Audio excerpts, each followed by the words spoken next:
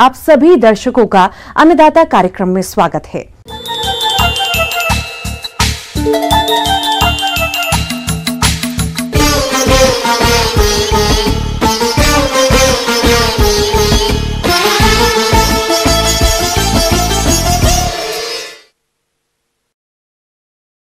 हमारे राज्य के बहुत से किसान भाइयों ने गेहूं की खेती कर रखी है। उनकी फसल इस समय बालियों में दाना भरने की अवस्था पर है और गेहूं की फसल में इस समय सिंचाई करना बहुत जरूरी है, जिससे आपको गेहूं की फसल से अधिक उपज मिल सके। तो पानी की उपलब्धता के अनुसार गेहूं की फसल में क्रांतिक अवस्थाओं पर सिंचाई कब कब करें, देखिए हमारी एक खास रिपोर्ट।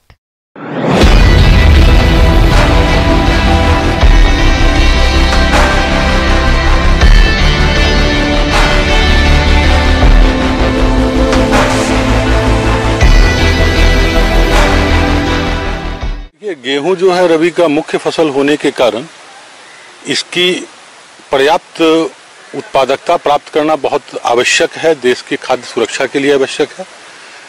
जल प्रबंधन किसी भी फसल के अच्छे उत्पादन के लिए जरूरी होता है। गेहूं पे वैसे मान्यता है कि 6 सिंचाई तक हम करते हैं। गेहूं में जो पहली सिंचाई हम करते हैं वो 21 से 23 दिनों की बात करते हैं और जो किसानों के पास उपलब्ध संसाधन हैं उसको ध्यान में रख करके कम से कम 3 सिंचाई तो करनी ही चाहिए अगर प्राकृतिक वर्षा नहीं हुई है तो। गेहूं में सबसे ज्यादा नुकसान मुख्य जड़ बनते समय सिंचाई न करने से होता है। जिन किसान भाइयों के पास पानी केवल एक सिंचाई के लिए उपलब्ध है तो यह सिंचाई मुख्य जड़ के विकास की अवस्था में कर देनी चाहिए, जो बुआई से 21 दिन पर करनी चाहिए। तो ऐसे में जो दूसरी अवस्था आता है कि जब हमारे टीलेज बन रहे होते हैं उस समय सिंचाई करते हैं, यानी पहली सिंचाई से 20 से 25 दिनों के बाद, और तीसरी सिंचाई जो है जब दूध बनने की अवस्था आती है उस समय करते हैं। भूमि में फसल के करने के लिए नमी की हमेशा पर्याप्त उपलब्धता रहना आवश्यक होता है। यदि 4 सिंचाइयों की सुविधा है तो सिंचाई मुख्य जड़ बनते समय, तने में गांठें बनते समय, बाली निकलते समय तथा दानों में दूध बनते समय करनी चाहिए। गेहूं की फसल में ड्रिप या स्प्रिंकलर से सिंचाई करने पर पानी की बचत होने के साथ साथ समय और श्रम की बचत होती है और गेहूं की पैदावार भरपूर मिलती है। सिंचाई में जो मूलतः किसान को ध्यान देनी चाहिए कि सर्वप्रथम कोशिश करें यथासंभव कि खेत को समतलीकरण करा लें, अन्यथा क्या होता है कि कहीं पे जल की अधिक मात्रा आ जाती है, कहीं पे कम मात्रा होती है। ऐसे में फसल में जितना विकास होना चाहिए उतना नहीं हो पाता है। जहां तक हम मात्रा की बात करते हैं तो हमारा भूमि जो है वो पूरी तरह जल से तृप्त हो जाना चाहिए। जहां तक सिंचाई की उन्नत विधि की बात करें तो ये कहा जाता है कि पर ड्रॉप मोर क्रॉप की जो धारणा है प्रधानमंत्री जी का, उसके तहत यथासंभव हो सके तो हमें स्प्रिंकलर या रेन गन का प्रयोग करना चाहिए गेहूं की सिंचाई में। अन्यथा अगर यह संसाधन नहीं है तो हमें सीधी जो हमारी पारंपरिक विधि है उससे सिंचाई करना चाहिए। कोशिश करना चाहिए कि हम अपने खेत के आकार को मेर बना करके छोटा करें, जिससे हमें पूरे खेतों में एक समान रूप से जल उपलब्ध हो सके।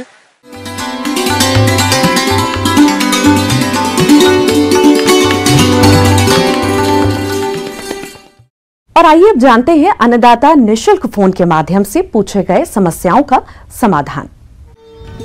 आज की अन्नदाता हेल्पलाइन में हमने जिस प्रश्न को शामिल किया है उसे पूछा है श्री माधोपुर जिला सीकर के अनिल कुमार ने। आपने सहजन की उन्नत तकनीक से खेती के बारे में जानकारी चाहिए है तो इसके लिए देखिए कार्यक्रम का यह अंश।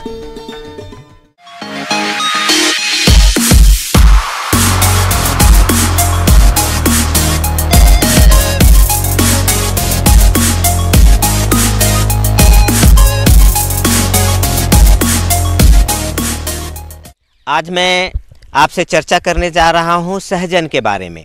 मोरिंगा सहजन, इसको कहीं पे सूटी, कहीं पे ड्रम स्टिक, कहीं पे कुछ और नाम से लोग जानते हैं। किसान भाइयों, आप सभी जानते हैं कि एक बहुत ही महत्वपूर्ण सब्जी है।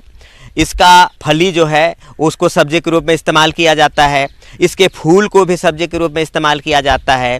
इसके नन्हे नन्हे जो कोमल पत्ते होते हैं उसको भी सब्जी के रूप में इस्तेमाल किया जाता है। इसके अलावे अगर हम बात करें तो ये एक बहुत ही औषधीय गुण वाला पौधा है, सब्जी है। इसके फूल, पत्ते, फल, छाल सभी चीज औषधीय के रूप में इस्तेमाल होता है।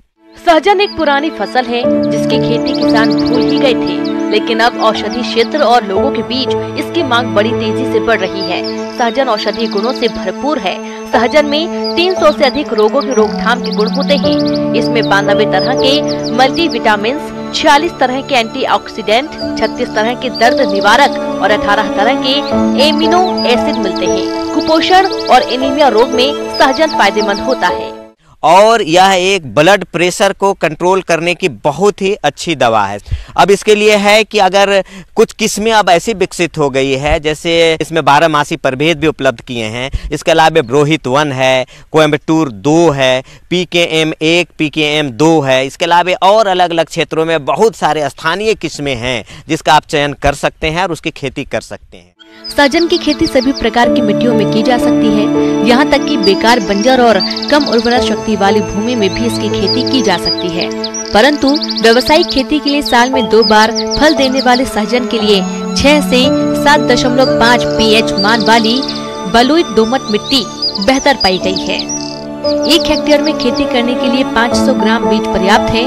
साल में 2 बार फलन के लिए बीज से प्रवर्धन करना अच्छा होता है।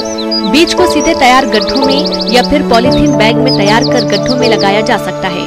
पॉलीथीन बैग में पौधे 1 महीने में लगाने योग्य तैयार हो जाते हैं। बीज मंगाएंगे तो छोटे छोटे हल्के बीज इसके आते हैं। तो इन बीजों को आप क्या करेंगे, पहले रात भर पानी में इसको डाल के भिगो देंगे। उसके बाद सुबह में इसके ऊपर जो छिलका होता है उसे हटा देंगे और अंदर जो इसका दाना होता है, गुठली होता है, छोटे छोटे बीज होते हैं, उसकी आप बुआई करेंगे। या तो आप नर्सरी में इसकी बुआई करें या सीधी बुआई कर सकते हैं। देखिए, लगाने का आमतौर पर जाड़े को छोड़ के किसी भी मौसम में आप इसकी बुआई कर सकते हैं। सबसे बढ़िया मौसम होता है फरवरी मार्च का महीना। इस समय आप लगाएंगे तो बहुत अच्छा रहेगा। ध्यान रहे कि फरवरी मार्च के महीने में अगर आप इसकी बुआई करना चाहते हैं, इसकी रोपाई करना चाहते हैं, तो आपको सिंचाई का उत्तम प्रबंध आपको देख लेना होगा। वो ऐसे जगह पे करेंगे। अगर आप बरसात के मौसम में इसकी बुआई करते हैं, सिंचाई का साधन नहीं है, तो ऐसे ज़मीन पे करें जो बलुआही दोमट किस्म का हो और जल निकासी के साधन हो। अगर जल जमा होगा तो जो नए पौधे लगाएंगे या इसकी कटिंग लगाएंगे, टहनियों को आप लगाएंगे तो ये खराब हो जाएगा। जल धारण नहीं सहता है, जल जमाव को बर्दाश्त नहीं करता है। अगर आप बड़े पैमाने पे खेती के तौर पे लगाना चाहते हैं तो दूरी क्या होनी चाहिए, कतार से कतार 3 मीटर दूरी होनी चाहिए, पौधे से पौधे 3 मीटर दूरी होनी चाहिए। आप 60 से 90 सेंटीमीटर की तक के 60 से 70 सेंटीमीटर 80 सेंटीमीटर की लंबाई, चौड़ाई और गहराई का पीट बनाएंगे, गड्ढा खोदेंगे, उसमें समुचित मात्रा में कंपोस्ट डालेंगे, राख डालेंगे। अगर आपके पास करंज की खली है तो आधे kg प्रति गड्ढा के हिसाब से करंज की खली भी डाल सकते हैं। साथ ही साथ हमको ये बताते चले कि प्रति हेक्टेयर की अगर हम बात करें तो 50 kg नाइट्रोजन, 50 kg फास्फोरस और 50 kg पोटास की आवश्यकता होती है। यानी प्रति गड्ढा 50-50 ग्राम अगर हम डाल देते हैं DAP और 50 ग्राम पोटास तो आपके लिए ये सफिशियंट होगा। अब अगर तेज हवाएं चल रही हो, इसका अंदेशा है, तो आप लकड़ी का सहारा देके इसको जो H शेप देते हैं, 2 लकड़ी दोनों साइड बांध दे, बीच में एक और लकड़ी बांधे और इसको सहारा देके आप इसको खड़ा कर सकते हैं। इस तरह से आप बुआई कर सकते हैं। और जब पौध लगभग 75 सेंटीमीटर का हो जाए तो पौध के ऊपरी भाग की खोटनी कर दें। इससे बगल से शाखाओं को निकलने में आसानी होगी। रोपने के 3 महीने के बाद 100 ग्राम यूरिया, साथ ही 100 ग्राम सुपर फास्फेट, 50 ग्राम पोटाश प्रति गड्ढा की दर से डालें तथा इसके 3 महीने बाद 100 ग्राम यूरिया प्रति गड्ढा का पुनः व्यवहार करें।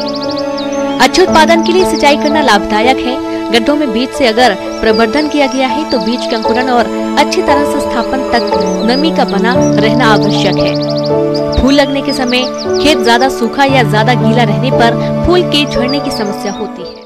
अगर आप गर्मी में आप इसमें मूंग ले सकते हैं, कुछ सब्जियां ले सकते हैं, तो आप उस सब्जियों की खेती कर सकते हैं। जैसे टमाटर की खेती कर सकते हैं गर्मी में महीने में, भिंडी की खेती कर सकते हैं। लत्तर वाली सब्जी की खेती करेंगे, लौकी, नेनुआ, झींगे, करेला का, तो इस बात का ध्यान रखेंगे आपके जो है इसके उसमें लत्तर चढ़ जाएंगे और आपको नुकसान होगा। तो परहेज करेंगे आप लत्तर वाली सब्जी की खेती करने में शुरुआती दिनों में। तो इस तरह से आप अंतर फसल लेके इसे दुगुनी आमदनी कर सकते हैं। और हम ये बताते चले कि जब आप एक बार इसकी बुआई फरवरी मार्च में कर दिए हैं, लगा दिए अपने खेतों में, तो सितंबर अक्टूबर में इसका उत्पादन आपको मिलने लगेगा।